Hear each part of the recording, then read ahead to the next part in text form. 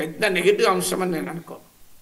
Right sir. ఇక BRS ప్రచారంలో చాలా అంశాలని వాళ్ళు రైజ్ చేస్తూ ఉన్నారు. ముఖ్యంగా ఈ బాకీ కార్డ్ అని చెప్పేసి రేవంత్ రెడ్డి చాలా హామీలు ఇచ్చారు. ఈ కాంగ్రెస్ ప్రభుత్వం అధికారంలోకి వచ్చి 2 ఏళ్ళైనా చాలా హామీల్ని నెరవేర్చలేదు అని చెప్పి కొన్ని బాకీలు ఉన్నారు ఇప్పటికీ అని చెప్పి బీఆర్ఎస్ రైజ్ చేస్తోంది సార్ ఈ అంశాన్ని. ఎందుకు సార్ రైజ్ చేస్తోంది బాకీ కార్డ్ని బీఆర్ఎస్?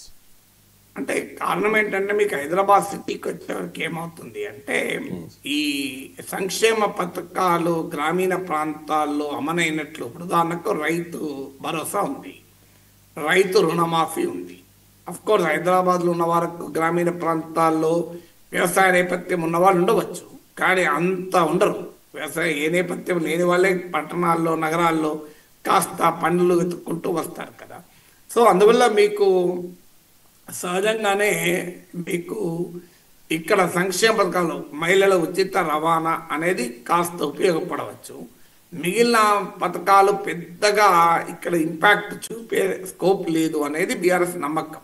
అది ఎంత మేరకు నిజమనేది తర్వాత సంగతి, కానీ వాళ్ళ నమ్మకం అది. పెన్షన్లు పెంచలేదు, సో ఈ పథకాలు మీకు మహిళలకు డబ్బులు ఇస్తామన్నది ఇవ్వలేదు. సో అందువల్ల సంక్షేమ పథకాలు కంపారిటివ్లీ సిటీలో ప్రభావము తక్కువగా ఉంటుంది కనుక బాకీ కార్డులు అనేది ప్రభావం చూపుతుందని. కానీ మనకు అర్థం కావాల్సింది ఏంటంటే 2023 అసెంబ్లీ ఎలక్షన్లు తీసుకుంటే కేసీఆర్ సంక్షేమ పథకాలు రైతు బంధు, దళిత బంధు, పెన్షన్లు, మీకు షాదీ ముబారక్, మీకు ఇలాంటి పథకాలు బాగా అమలైనటువంటి పథకాలు అమలైన గ్రామీణ ప్రాంతాల్లోనే బీఆర్ఎస్ ఓడిపోయింది.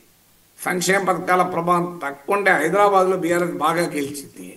అందువల్ల సంక్షేమ పథకాలు ఎంత మేరకు ఇష్యూగా ఉంటాయనేది క్వశ్చన్.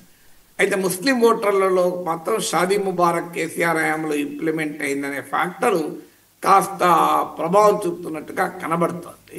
సో అందువల్ల రాజకీయ పార్టీలు తమ వ్యూహాల్లో భాగంగా కొన్నిటిని హైలైట్ చేస్తుంటారు. ఎందుకంటే లాస్ట్ అసెంబ్లీ ఎలక్షన్లో కాంగ్రెస్ పార్టీ ఇంటింటికి గ్యారంటీ ఇచ్చారు కనుక ఆ గ్యారంటీ కార్డుకు పోటీగా ఇప్పుడు బాకీ కార్డును బీఆర్ఎస్ ప్రవేశపెట్టింది.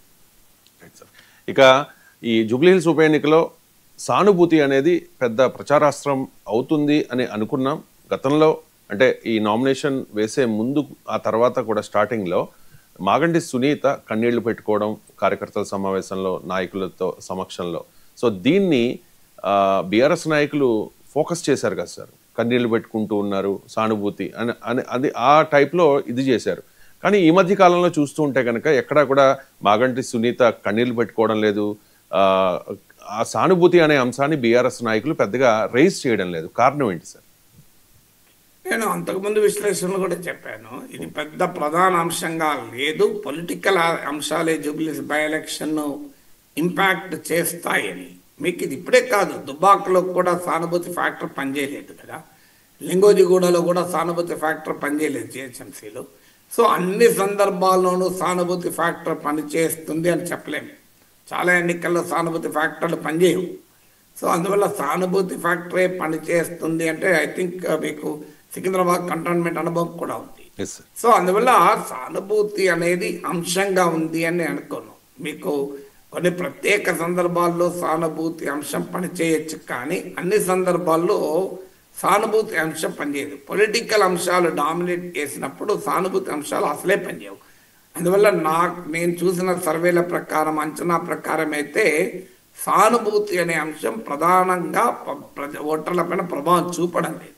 అందుకే రాజకీయ పార్టీలు కూడా పట్టించుకోలేదు. ఎందుకంటే ఒకప్పట్లాగా పాలిటిక్స్ లేవు.